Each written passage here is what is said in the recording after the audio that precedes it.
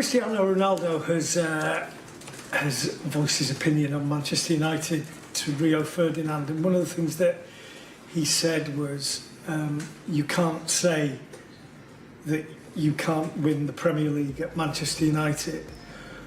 What is your view of that, and can Manchester United win the Premier League? He said that Manchester United can't win the Premier League. He said that you. No, he said this.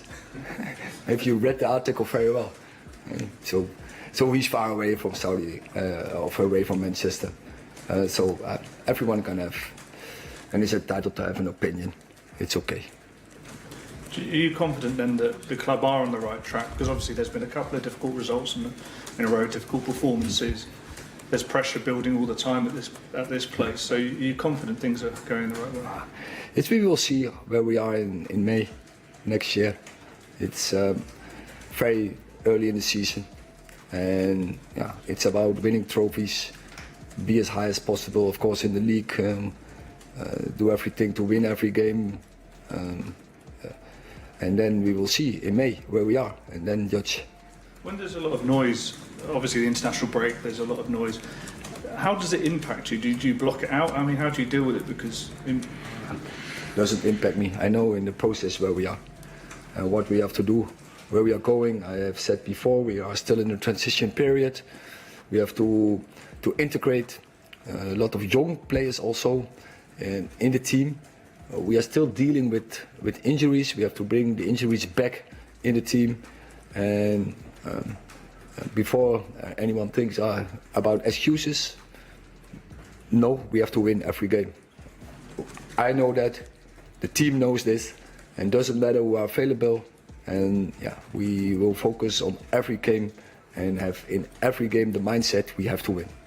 Erik, I spoke to Diogo Dalot this afternoon, and he said that there was a frustration in him and amongst some of the players that what you've been able to show at the start of this season isn't truly reflective of what's going on the training pitches every single day. He believes that what's happening here at the club now it's in a good place, and that things are better than it's been in recent times. Do you agree with that? Do you feel like the team are really onto something now, and that will show in time in the results?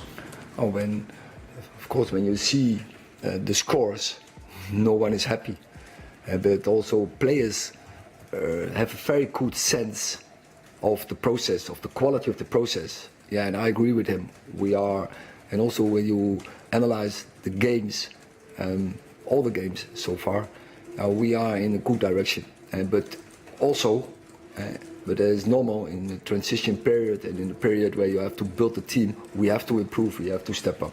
What do you think is different then that Diogo is feeling and that you're seeing that gives you that belief that this season can be better than what's gone before? Well, we have good characters, you feel the team spirit, and now it's about to get the patterns and the routines in. Once we have that, everyone sees the quality we have for the training. Let's get to Manchester United, and a certain Cristiano Ronaldo has been criticising Erik ten Hag. He's actually questioned his mentality. Yeah, Ronaldo, who had 2 spells at United, says United need to rebuild everything. Yeah, strong quotes here from Ronaldo. Who said that the coach says that they cannot compete to win the league and the Champions League. As Manchester United coach, you cannot say that you're not going to fight to win the league or Champions League. Mentally, you can say maybe we don't have that potential, but I cannot say that. We're going to try. You have to try. What I wish for Manchester United, it's what I wish for me, to be the best team they can. I love that club. I'm not that kind of guy that forgot the past. They need to rebuild everything, in my opinion.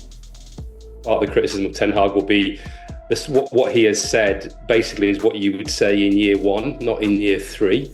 But I guess his argument would be, actually, this is year 1 because it's the first year since Jim Ratcliffe came in, and since obviously the kind of restructuring of the club has happened. So he's looking at it and saying, well, the past 2 years, I've had to deal with this situation where the club was badly organised, they didn't have the support I needed. When Ten Hag initially made the decision to get rid of Ronaldo, and he did that round of interviews then famously, or infamously maybe, there was a lot more sympathy for Ten Hag's position. I did think he handled it well.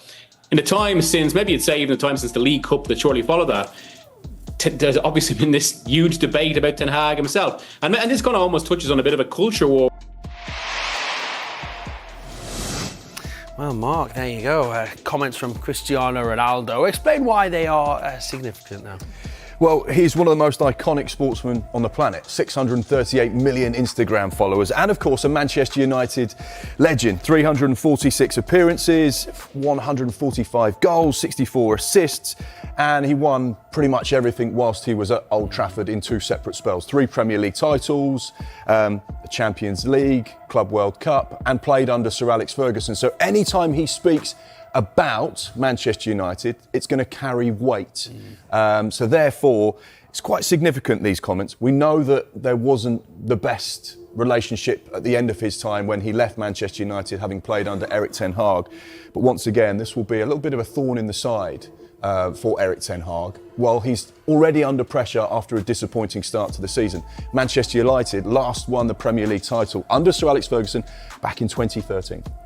Yeah, going to be interesting, isn't it? How Manchester United now stacks up against Liverpool, Man City, and Arsenal. The era of the top 4 ruled the mid to late 2000s, and the Big 6 has long since faded. Now, we have a clear Big 3 in the Premier League, and Manchester United isn't part of it. The familiar hierarchy is already forming with Manchester City, Liverpool, and Arsenal firmly entrenched among the top 4. Brighton's presence in 3rd place doesn't seem out of place either. Less than 16 months ago, they finished 6th, and with nearly £200 million spent during the summer transfer window, they've cemented themselves as serious contenders. Meanwhile, Manchester United languishing in 14th doesn't inspire confidence, and it seems highly unlikely they'll break into the top 3, as they did in Erik ten Hag's debut season. 2 years ago, United handed Liverpool their first domestic defeat of the calendar year, when Liverpool stumbled out of the gate with draws against Fulham and Crystal Palace.